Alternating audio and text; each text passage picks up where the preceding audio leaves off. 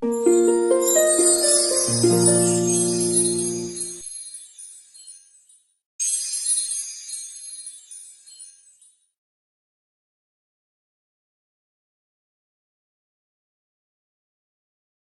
teman-teman semua, kali ini kita akan membahas mengenai materi yang akan kita pelajari pada sesi 8 dan 9 mengenai chapter 6, Consignment Sales. Definisi dari consignment sendiri atau konsinyasi adalah tindakan menitipkan barang dagangan kepada pihak lain untuk dijual. Namun, hak atas barang ini tetap berada di tangan pemilik sampai dengan barang ini berhasil terjual. Salah satu contoh consignment sales adalah antara Matahari Department Store dengan Nevada. Seperti yang kita ketahui, Nevada adalah perusahaan yang memproduksi pakaian dan juga sepatu. Nevada ini tidak melakukan penjualan sendiri, melainkan dia menitipkan barangnya ke Matahari Department Store, sehingga Matahari Department Store bertugas untuk menjualkan barang-barangnya kepada pelanggan. Antara Nevada dengan Matahari tersebut ada sebutan khususnya. Jadi consignment ini terdiri dari dua pihak, ada namanya pihak consigner dan juga pihak consignee. Consigner adalah pihak yang menitipkan barang dagangan, yaitu pihak Nevada seperti contoh tadi. Sedangkan consignee adalah pihak yang dititipkan barang dagangan. Contohnya adalah Matahari Department Store. Di sini ada ilustrasi antara perbedaan penjualan biasa dengan penjualan konsinyasi. Di sini, kalau kita lihat, dalam penjualan biasa, penjual langsung melakukan penjualan ke pembelinya, ke buyer. Jadi, dari seller langsung menjual barang dagangannya ke buyer. Sedangkan, kalau kita lihat di sini, ilustrasi dari consignment sales, jadi consigner itu atau penjualnya tidak langsung melakukan penjualan ke buyer, melainkan dia menitipkan barang dagangan yang terlebih dahulu kepada pihak consignee. Setelah itu, consignee lah yang bertugas untuk melakukan penjualan kepada para pembeli. Consignee ini menjual barang dagangan dari consigner untuk mendapatkan komisi. Jadi biasanya ada komisi berdasarkan perjanjian yang telah ditetapkan di awal antara consigner dengan consignee. Jadi setiap penjualan yang berhasil dilakukan consignee akan mendapatkan komisi sebesar berapa persen. Lalu untuk alasan consigner melakukan consignment sales. Di sini bisa dilihat, consigner melakukan consignment sales itu pertama agar dia dapat memasarkan produk dengan lebih luas. Yang dimaksudkan di sini adalah misalnya barang yang dijual ini merupakan barang yang baru dan permintaan akan produk ini tidak pasti. Maka dari itu, consigner dapat melakukan consignment sales sehingga pemasaran dan pendistribusian barang itu dapat dilakukan di berbagai lokasi sehingga tidak perlu consigner membuka toko di masing-masing lokasi. Dia hanya perlu menitipkan barang dagangannya kepada pihak consignee. Yang kedua, bisa saja karena ketika dia jual produknya sendiri, penjualan di waktu itu terbukti tidak menguntungkan bagi dia sendiri. Oleh karenanya, dia ingin memasarkan produk dengan lebih luas dengan cara menitipkannya ke consignee. Mungkin dia harus membagi komisi kepada consignee. Namun, hal tersebut lebih baik dibandingkan consigner mengalami kerugian ketika dia menjualnya sendiri. Yang B adalah harga jual eceran yang atas barang yang dititipkan itu dapat dikendalikan oleh consigner sendiri. Ini ada alasan consignee melakukan consignment sales. Yang pertama, consignee itu terlepas dari risiko kegagalan menjual barang. Yang dimaksud di sini adalah barang yang dijual oleh consignee bukan merupakan hak consignee, melainkan sepenuhnya masih merupakan hak dari consigner. Sehingga ketika dia gagal menjual barang, maka risiko tersebut bukan risiko dari consignee, melainkan risiko dari consigner. Yang B, risiko kerusakan fisik dan fluktuasi harga dapat dihindari. Yang dimaksud di sini adalah jika consignee ini menjual barang, maka semua dari proses produksi hingga penetapan harga itu ditetapkan oleh pihak consigner, sehingga consignee tidak perlu mementingkan fluktuasi harga yang terjadi. Serta juga untuk kerusakan fisik itu biasanya dialami oleh produk makanan yang cepat basi. Ketika consignee tidak berhasil menjual makanan dan ternyata sudah expired, maka makanan tersebut harus dibuang.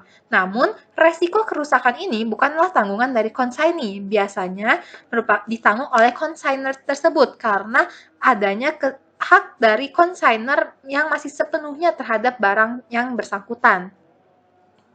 Yang ketiga adalah kebutuhan modal akan berkurang. Yang dimaksud di sini adalah bahwa consignee tidak perlu melakukan pembelian atas produk yang ingin dijual karena produk-produk tersebut sudah dititipkan oleh para consignor. Jadi dia tidak perlu melakukan pembelian atas produk-produk, terutama produk yang biayanya mahal. Selain itu, beberapa biaya yang dikeluarkan dalam melakukan penjualan biasa akan ditanggung oleh consignor. Penanggungan yang dilakukan oleh consignor tersebut besarnya sesuai dengan kesepakatan. Bisa sepenuhnya ditanggung oleh consignor atau sesuai dengan kesepakatan misalnya hanya 50% atau 70%. Nah, transaksi yang terjadi atas consignee dan consignor dalam consignment cells memiliki akun pencatatan khusus, sehingga mereka bisa membedakan mana penjualan produk konsinyasi dan juga mana penjualan produk biasa. Di consignee akan membuat akun yang namanya consignment in, sedangkan di consignor akan melakukan pencatatan dengan akun consignment out. Secara akuntansi, pencatatan untuk konsinyasi itu ada dua metode. Yang pertama adalah metode laba terpisah atau separately, yaitu laba hasil konsinyasi dan laba usaha reguler itu dipisah. Kalau yang kedua itu adalah non-separately. Laba hasil konsinyasi dan laba usaha reguler perusahaan tidak dipisah. Untuk metode pencatatan inventorinya masih sama seperti biasa, terdiri dari dua, yaitu periodik dan perpetual. Sehingga bisa kita simpulkan bahwa terdapat 4 metode, yaitu separately periodic seperti ini, yang kedua separately perpetual, yang ketiga non-separately periodic, dan yang keempat adalah non-separately perpetual. Namun, pada lab akuntansi hanya akan dibahas mengenai separately periodic. Untuk membantu teman-teman mengerti mengenai jurnal tersebut, di sini ada sedikit latihan soal. Pada tahun 2020, Nepada menitipkan barang dagangan 10 unit kepada Sun Department untuk dijual dengan harga jual $85 per unit. Dan diketahui harga pokok dari barang ini adalah $50 per unit. Berikut beberapa transaksi terkait dengan konsinyasi. Di sini ada poin A sampai E. Kita akan bahas pelan-pelan mulai dari A. Jurnal pertama yang harus kita buat pada saat kita melakukan pencatatan atas consignment itu adalah jurnal shipment dan freight. Shipment merupakan pengiriman barang oleh consignor ke consignee. Freight itu adalah biaya kirim barang dari consignor ke consignee. Di sini ada jurnalnya. Untuk saat kirim barang atau shipment, consignor itu mencatat consignment out pada merchandise shipment on consignment sebesar harga pokoknya. Di sini kalau harga pokoknya kita bisa lihat di sini sebesar 50 per unit. Untuk consignee sendiri, dia itu tidak melakukan pencatatan, tidak melakukan penjurnalan, hanya mencatat memorandum saja.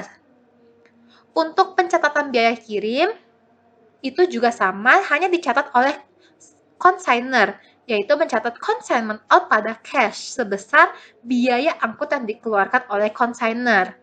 Untuk consignee masih sama, no entry. Di sini perhitungannya, consignor mencatat sebesar harga pokoknya. Harga pokoknya seperti yang saya sudah bilang 50 per unit, di mana dia itu menitipkan 10 unit. Sehingga consignment out pada merchandise shipment on consignment dapat diperoleh sebesar 500 dengan mengalihkan 50 dengan 10. 10 unit kita kalikan dengan $50 per unit akan mendapatkan sebesar $500. Untuk consignee, memorandum yang dicatat adalah diterima 10 unit dari Nepada. Untuk consignment out pada cash itu adalah pencatatan terhadap freight atau ongkos kirimnya sebesar $60. Selanjutnya kita akan membahas mengenai advance payment. Di poin B itu kita akan membahas mengenai pemberian uang muka. Advance payment ini ada dua jenis, yaitu uang muka yang diberikan oleh consignee kepada consignor, atau bisa juga uang muka yang diberikan oleh consignor kepada consignee. Nah, kalau uang muka yang diberikan oleh consignee kepada consignor itu bertujuan sebagai setoran di awal biasanya. Kalau uang muka yang diberikan oleh consignor kepada consignee biasanya bertujuan untuk mengcover biaya-biaya yang dikeluarkan oleh consignee terkait dengan penjualan konsinyasi. Pada poin B, yaitu atas penjualan ini, consignee memberikan uang muka sebesar $40 per unit.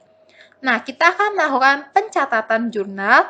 Di sini ada pembayaran uang muka oleh consignor itu catatnya cash on advance payment from consignee. Karena kan dia menerima pembayaran dari consignee, menerima uang muka dari consignee. Jadi dia terima cash. Maka dari itu kita catatnya cash pada advance payment from consignee. Sedangkan dari pihak consignee tersebut sendiri, yaitu si pihak Sun Department, consignee-nya, yaitu melakukan penyetoran uang muka sehingga dia itu mengeluarkan kas. Jadi kita catatnya advance payment to consignor pada cash. Di sini nominalnya sebesar $40 kita kalikan dengan 10 unit sehingga sebesar $400. Lalu untuk pencatatan beban, expense. Pembayaran beban oleh consignee terkait dengan konsinyasi. Nah, di sini ada dua case. Case yang pertama adalah ketika consignor itu bersedia menanggung seluruhnya. Kalau menanggung semua biaya bersedia ditanggung oleh consignor, maka kita masukkan semua biaya tersebut ke akun consignment in pada cash. Sedangkan jika consignor tersebut hanya mau menanggung 50% atau berapa persen pun itu, maka angkanya itu tidak seluruhnya masuk ke consignment in, melainkan terbagi juga ke expense. Pada jurnal consignment in ini, nominal yang dimasukkan adalah nominal yang bersedia ditanggung oleh pihak consignor. Sedangkan pada jurnal expense, itu adalah yang ditanggung oleh pihak consignee. Contohnya di sini adalah pada poin C. Di soal itu, consignee mengeluarkan biaya sewa spanduk sebesar $25 dan membayar biaya iklan sebesar $10. Berdasarkan perjanjian, consignor hanya menanggung biaya sewa spanduk. Oleh karena itu, di sini consignor tidak melakukan pencatatan sama sekali karena yang mengeluarkan biayanya adalah consignee. Nah, di sini karena tidak ditanggung seluruh oleh consignor, maka di sini ada dua jurnal. Yang pertama adalah consignment in. Consignment in ini hanya menanggung biaya sewa spanduk yaitu sebesar $25. Untuk yang biaya iklan itu ditanggung oleh pihak consignee sendiri sehingga kita jurnalnya sesuai dengan namanya yaitu advertising expense sebesar $10. Sehingga total kas yang dikeluarkan adalah $35. 25 ditambah dengan $10. Selanjutnya, pada poin D itu ada informasi bahwa consignee berhasil menjual 6 unit dengan komisi 20%. Di sini berarti kita perlu melakukan pencatatan atas jurnal consignment sales penjualannya serta juga komisi yang diterima oleh pihak consignee. Nah, yang perlu melakukan pencatatan juga sama, hanya pihak consignee saja. Jadi consignor tidak perlu melakukan pencatatan. Di sini, atas penjualan itu kita catatnya cash pada consignment in. Sedangkan atas komisinya kita catatnya consignment in pada commission on consignment sales. Untuk nominalnya, karena dia itu menjual dengan harga 85 per unit dan hanya terjual 6 unit, maka kita kalikan 85 ini kita kalikan dengan 6 sehingga kita dapat cash pada consignment in atas penjualannya sebesar $510. Untuk komisinya di sini sesuai perjanjiannya hanya 20%. Maka dari itu kita melakukan pencatatan atas komisi consignment in pada commission on consignment sales sebesar 20% dari $510 atau sebesar $102. Selanjutnya, itu kita akan melakukan pencatatan mengenai remittance. Remittance itu adalah pengembalian hasil penjualan kepada pihak consignor. Jadi si consignee ini nih udah selesai jual produknya atau sudah akhir bulan. Jadi dia itu perlu menyetor uang hasil penjualan yang dilakukan kepada para pembeli atau end buyer-nya.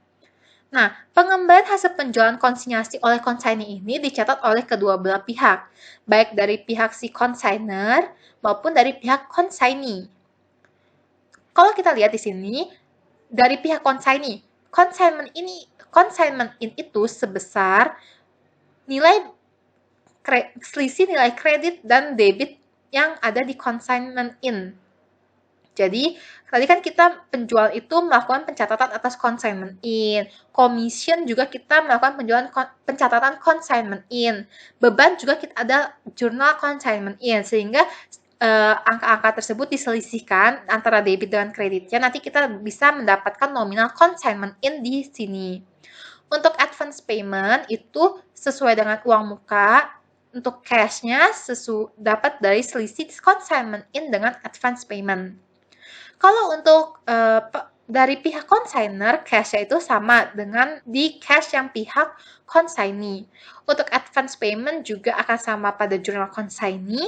Untuk consignment out yang di sisi debit ini merupakan biaya yang dikeluarkan oleh consignee atau biaya yang ditanggung oleh consigner. Kalau untuk consignment out di sebelah kredit, itu merupakan penjualan konsinyasi atau total consignment in di kredit. Bebannya itu sebesar 25, di sini nih kita bisa lihat nih, beban consignment in-nya sebesar 25 di debit, penjualan sebesar 510 di kredit, dan commission sebesar 102 di debit. Untuk remittance, kita melakukan perhitungan pertama-tama dari pihak consignee terlebih dahulu ya. Di sini, advance payment-nya itu kan diberikan uang muka sebesar $40 per unit. Namun yang terjual itu tidak seluruhnya, tidak 10 unit ya, melainkan hanya 6. Sehingga kita kalikan 6 unit dengan $40. Kita dapat nilai advance payment to consignor sebesar $240.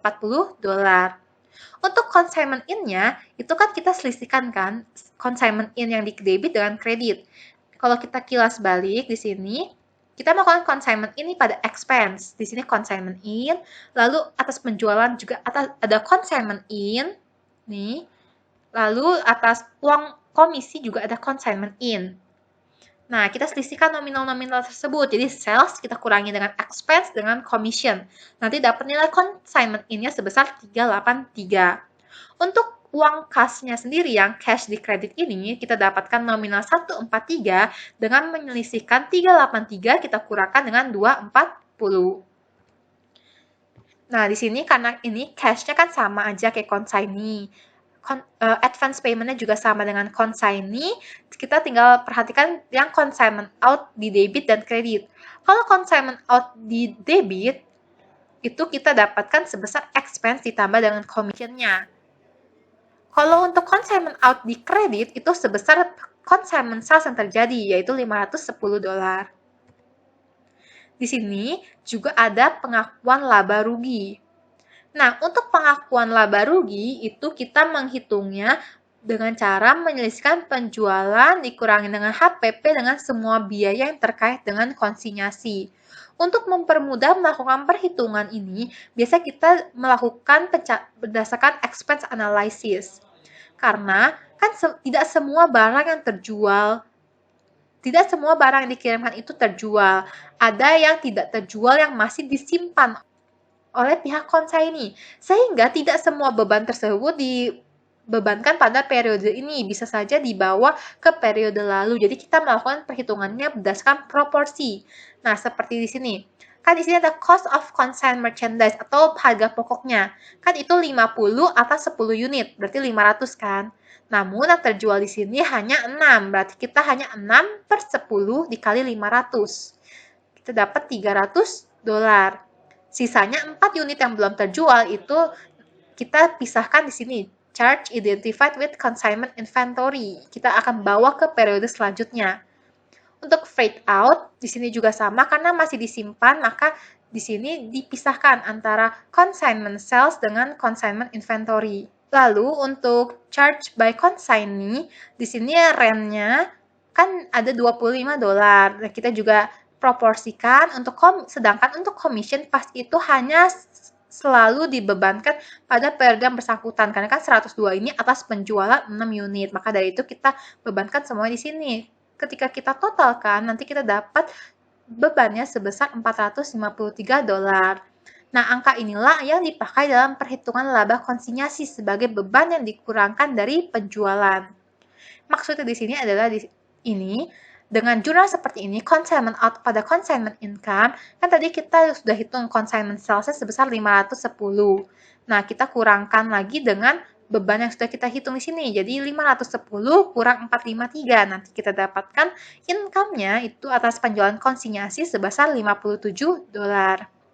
Untuk jurnal transaksi di sini sudah selesai, tinggal satu jurnal terakhir yaitu jurnal closing.